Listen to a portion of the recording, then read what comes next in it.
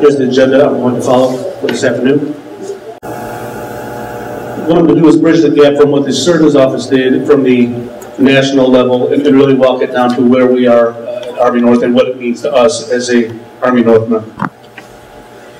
Surgeon's Office did a great job really talking about international planning, World Health Organization, through the national level plans. In turn would inform DOD, the Joint Staff directed that NORTHCOM develop a global synchronization plan, basically level the bubbles, if you will, across the geographic combatant commands, the services, and DOD agencies. Within those geographic combatant commands and services, they're required to develop supporting plans, and I'll talk a little bit more in subsequent slides. There are 3 lines of operation or lines of effort.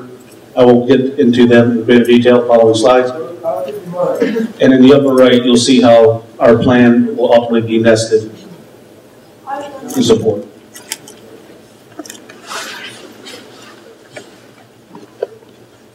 Global campaign construct. 3 lines of operation. First and foremost is the mission assurance. We talked about this a little bit with Dr. Byerly's SPD last week. We really got to be able to take care of ourselves. What are our mission essential functions? Once we are able to do that and take care of ourselves, we can then look outward. Similar to the analogy that was used last week of in the event of a loss of cabin pressure, put the mask on yourself first. Take care of yourself before you take care of those that are in need. If we can't do that, then we're no good to the nation. Assuming we are able to attain mission assurance and keep mission assurance, we can then be postured to provide U.S. government support. Normal request for assistance, DISCA, and that really will drive into our Comp Plan 3591, our response. And then finally, partner nation support. Now, we generally think of the partner nations within our AOR, Mexico, Canada. However, we really need to think globally, as Colonel Marks mentioned. We may have a regime in CENTCOM AOR that may be affected by the PI and ID that could have national strategic level implications. So we may have to work and support them outside of our AOR in conjunction with that geographic combatant command.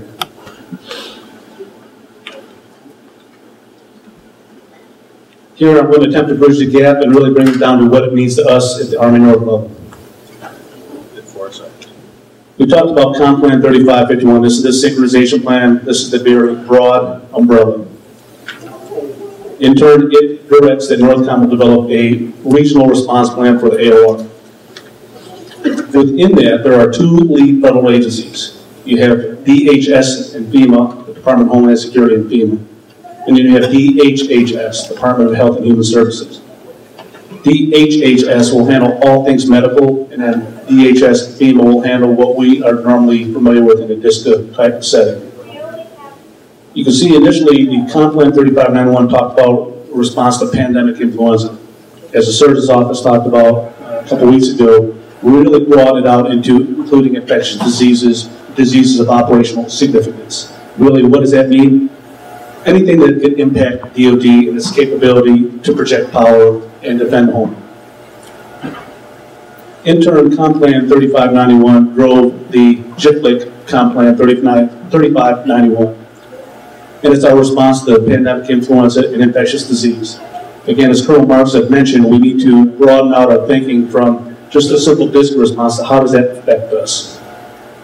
Additionally, I mentioned that the combatant commanders and the services were required to develop supporting plans.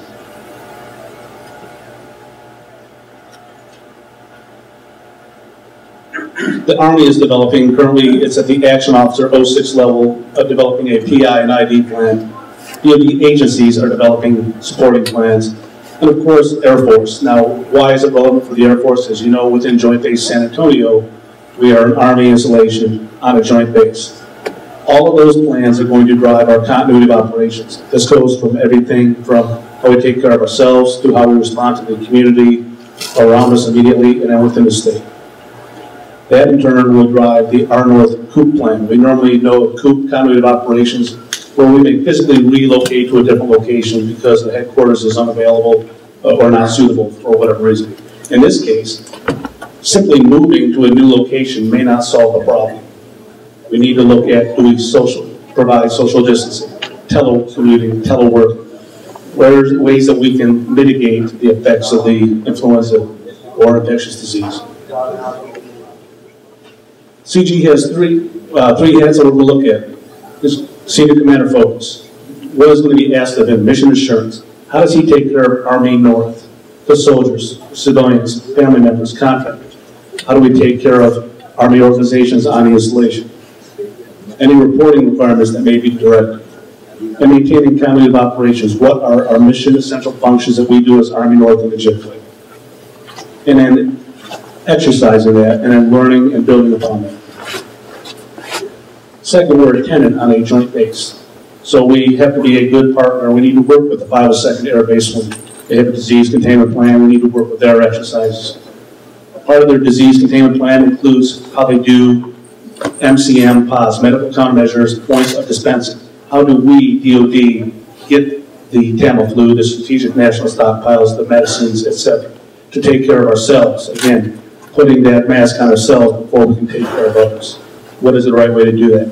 And providing additional support, if necessary, at the gates, etc., to help Fort Sam Houston continue to provide medical service, doctors, nurses, medical personnel throughout the DOD, so we can respond to DISCA events.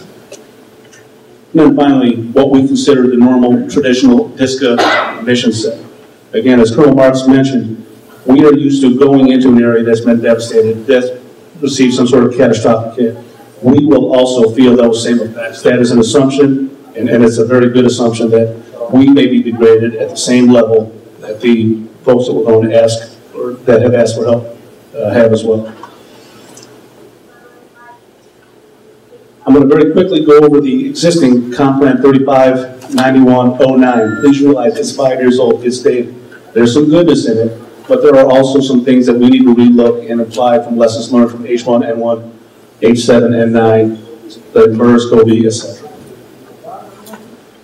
This is the NORTHCOM mission statement.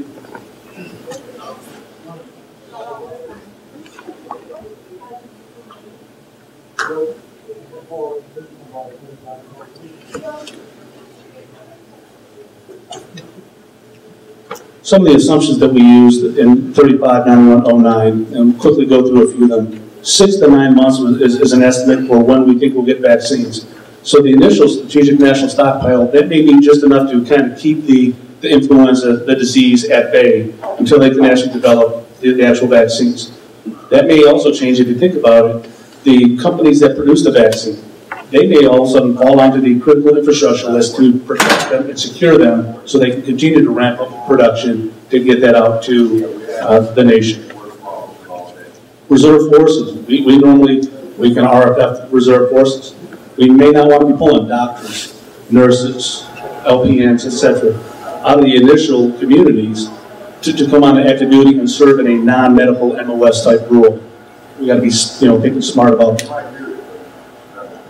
The National Disaster Medical System, again, this is a national level system. The Surgeon's Office talked about it, from the VA, DOD, and the actual Health and Human Services. That will also be degraded. So when we normally rely on them to be able to take the surge of casualties or people that need treatment, that is also now degraded because we have all are operating at a degraded capacity. Civilian interstate and intrastate. Now, we have talked with some of the national level planners, and they talk about leaving the interstates open. However, that doesn't preclude the states or the locals from providing some sort of curfews or intrastate roadblocks, kind of controlling traffic coming and going. That will impact the supplies that come in to, whether it's Fort Hood, Joint Base Lewis McChord. We're used to receiving routine supplies. That's going to interrupt that, and therefore that will have second and third order cascading effects on us and the region. We expect this will travel in waves, and as Dr. Byerly talked about, it may hit different locations at the same time. Not everybody will be affected the same way. Subsequent waves will get worse. We need to understand that if we're sick now, and these folks are not sick, they may be actually hit much worse with the next wave.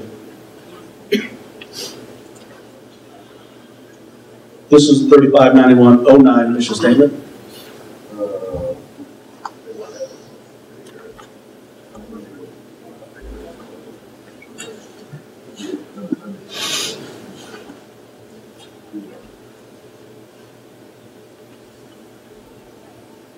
Commander's intent?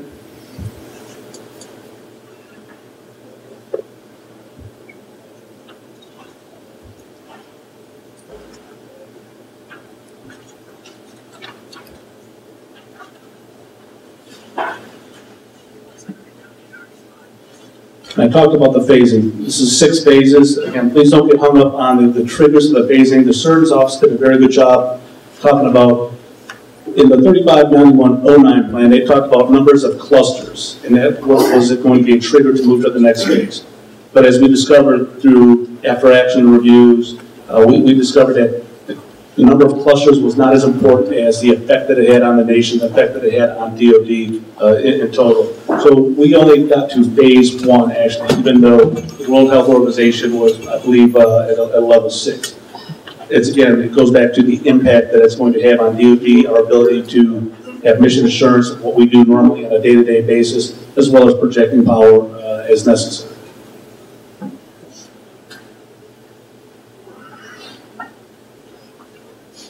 So what's the difference number-wise, small cluster and large cluster? So the difference with a small cluster where 5 or less was a small cluster, and then 50 or more was considered a large cluster. But after after AR realized that it really didn't make a difference, that it didn't stress the capacity of the local hospitals, etc., whether that number was relevant or not versus the impact that actually had to that local area. Yes? So is the revising plan, are they looking at changing how that's worded as far as not using that particular phase and clusters? Yes, we have talked with some of the planners, and the question was, are they looking at changing some of the triggers to try to get it right? And that is one of the challenges, and we're going to talk about it a little bit more later. There are some of the challenges of competing of what is the right number? Is it a number? Is it an effect? What effect? Is it, from a commerce standpoint? Is it from a homeland security standpoint? So that's a great question. Yes, they are looking at it, but we haven't really got our arms around what the right triggers are. And again, as you see this slide, this is one of 2 slides. These are our standard normal disc cassettes, but again, look at it from the terms of what capacity does DOD have? What capacity do we have? Are we going to be able to, RFF forces, to be able to respond to this? Are the force providers going to give us soldiers and forces to do these mission sets? These are things to consider versus do we keep everything inside to project power outwards? And this is the second batch of DISCA type mission sets. This is not all inclusive. This is just to kind of give you a flavor for, our standard DISCA set, but things that in talking to the 2 lead federal agencies, most likely we would be asked to provide. Go back. We say standard. A lot of those are things we're not used to doing. We don't expect to do. Remains, large-scale collection remains that are not necessarily contaminated. So these are kind of things as well that runs the gamut. It can go from small-scale stuff to really large-scale stuff to include protecting critical infrastructure. And what is critical infrastructure? Is it a power plant? Are we putting soldiers in a power plant? So these are the things that you try to pull out of DHS and DHHS and FEMA, and you just got to make assumptions that we're going to do some of these things. So a lot of times they're not going to tell you, yes, we expect to do X, Y, and Z. So a lot of that, you just got to assume we're going to do it. Yes? Back to the clusters for a second. Yes. Was clusters, I might have missed it, is that a cluster of persons? So one cluster is one Yes. person? Okay.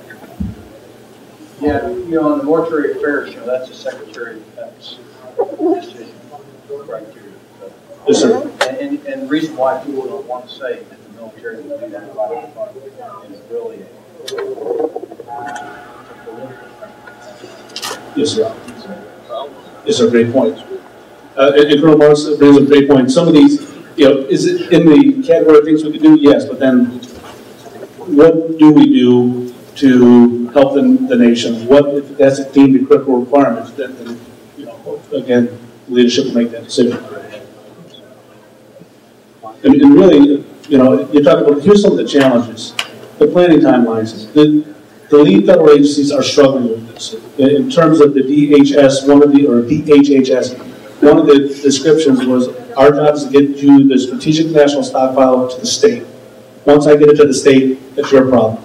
Okay, that's, I won't say it's short-sighted thinking, but that's kind of that's their frame of reference. Their job is to get it to the state. Now the state's job is to distribute it. So if we drop off at Fort Hood, Robert Gray Army Airfield, mission complete from the federal family, I don't think that meets the intent of what they're really looking to do. Does it mean we're running pods?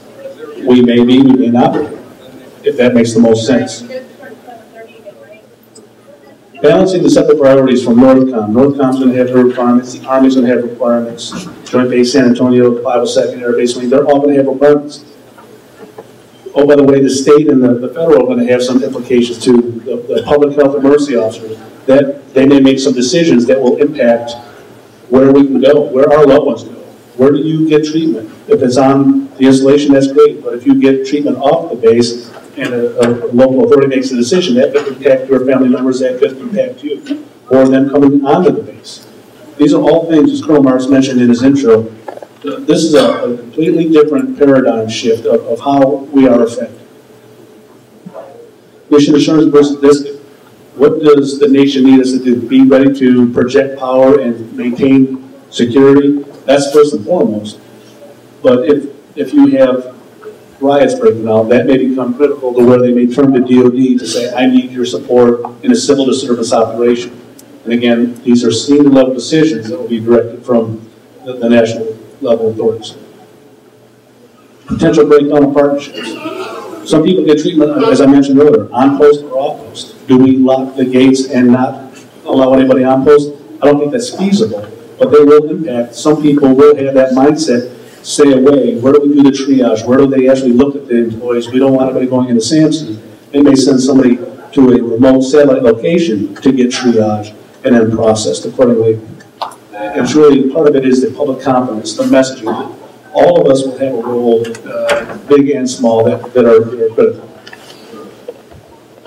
The local community I touched on. Anybody try to take advantage of us to do some sort of terrorist event, nefarious activities, or to exploit weakness. Now, an assumption is they're going to be degraded at the same capacity, but it doesn't mean that they still won't attempt to try to exploit some sort of critical infrastructure site. Colonel March talked about typical and non-typical, so you touched on mortuary affairs, etc. Not necessarily a typical discipline mission, so how do we train for that? When do we train for that? How long will that training take? And is that the most important thing that we need to be doing? It might be, it might not. These are the things that we need to be looking at. Where are the schools? Are they going to be shut down? We talked about social distancing. How many of us will be impacted with kids that are not in daycare, not at school? How many kids can take care of themselves? These are going to impact all of us. And whether you're sick, your family members are sick, or you just got to stay at home to take care of your kids, that's where social distancing, when we're looking at the telework, telecommute, that may be an opportunity to at least practice and rehearse, so I can check on my family members, I can still log on, I can still do the Jabber chat, I can still tie in through the Army North portal. These are things that we can now take advantage of technology. It's not a panacea, but it's something that's worth considering. Cascading effects, Colonel Marks talked about it. Who's going to run these various power plants if the operators get sick? How much training does that take? Or do we just provide basic backup services and allow those with the expertise to continue to do that? Again, something to consider. And then as Dr. Bartley talked about, and sir, you touched on it last week as well, it's not a matter of if, but it's a matter of when. Being prepared. Well, we got lucky with H1N1, that it was relatively manageable. If you lost loved ones or somebody you knew, that's obviously it's a significant event. But we need to be prepared. So think through these things and how would I respond? Similar to how would I respond if I'm in an earthquake-prone zone or a hurricane zone, etc. We talked about a timeline. We don't want to get ahead of the lead federal agencies, but we also don't want to delay it forever, because if it happened today, what would we do? And that's one of the challenges. Would we use clusters as a trigger? Probably not. What would we start with? Well, probably start with the catastrophic C2 diagram, whether it's a JIPFIC or RFFing for the divisions and brigades. So we've come to you with a couple of options of which way. Again, it goes back to what do the lead federal agencies need of us. They're struggling to turn to DOD and identify what they need from DOD. And I tried to incorporate, as you can see above the arrow, some of the major events from the hurricane season, violent response, The HHS, they expect to have their plan completed somewhere between July and August of this year. We're in contact with them, not only through NORTHCOM, but with them directly, to try to make sure that we're getting at least the action officer level, kind of where they're headed, what they're thinking, and that's what we're all struggling with. What's the right answer? That's a slip. I thought they were trying to build budget. Yes, sir. It started out, it was actually, yes, sir, March or April, and then last week we had a BTC with NORTHCOM, and they spoke with the DHHS planners, and the delivery plan is now July through August window. And again, as I talked about refining the COOP plan, once lead level agencies finish their plans, we'll line them up and see what we need to adjust to make sure that we're synchronized with them and supporting them. Then we also do need to consider the COOP as we rewrite the COOP plan. How do we telework, social distance, satellite sites? How do we continue to operate in a pandemic environment? And at this point, I'll turn it over if you have any questions. Please raise your hand, and I have a mic runner. Well, I've got a comment. I'm Doug Raymond, the G2. One of the things that concerns us, I think, is how do we battle track some of these challenges? We always think somebody else has the lead on it, and we wait for somebody to tell us. And how do we get ahead of that and anticipate some of the challenges? Well, one of my young analysts today, CW2 Isles, he said, you know, Cobra Gold is happening this time of year, and it's a PACOM level exercise, and it's taking place in Thailand. Well, they have H1N1 in Thailand. So I said, well, what CONUS-based units are potentially participating out of Fort Lewis or wherever in Cobra Gold, and those soldiers that are coming back? Because after getting the professional development class last week, we learned that the Army's part of the challenge because of our global movement. We can bring some of these things back. And so I have some folks checking into that. Once they get some clarity on that, they'll go to our docs and provide that information, and we could possibly look into HHS and others. But these are the types of things where we have to have people thinking about globally what some of our challenges could be in this.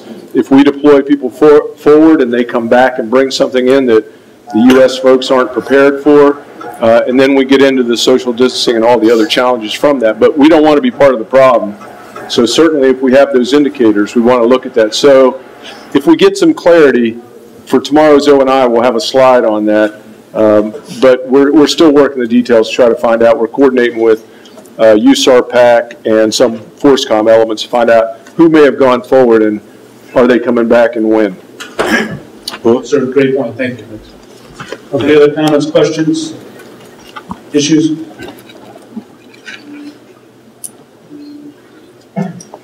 Sir?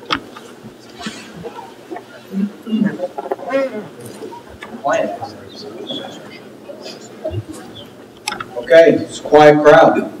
Must be close to 1,600. Okay.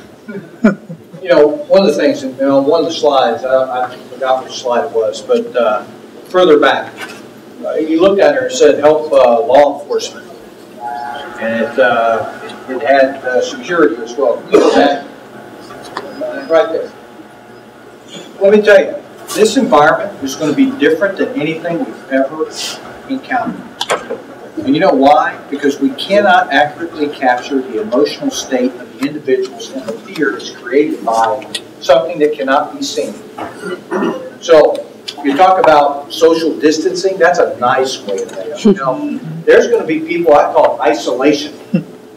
Anybody read the book out there when people started coming down with typhoid? Anybody? There's a good book out there. It basically talks about typhoid. And here in the United States, we had some guys come back. They actually experienced it. You know, where they got put into sanitariums. And people became so fearful, they got locked away. And some people got locked away for a considerable period of time. That's the fear that can be generated when people think they can be infected by somebody else. You know, it doesn't mean that Flanagan doesn't necessarily like them, okay? But the fact of the matter is, to protect his family, he'll go to some pretty extreme lengths. Okay? And that's just human nature. The only reason I bring this up is, I think personally, this is a belly button thing, and this is a discussion point we can get into. I think our National Guard members who are used to responding and going out to the point, the spear, and doing all those things, are really going to be inundated with this law enforcement security piece and isolation piece.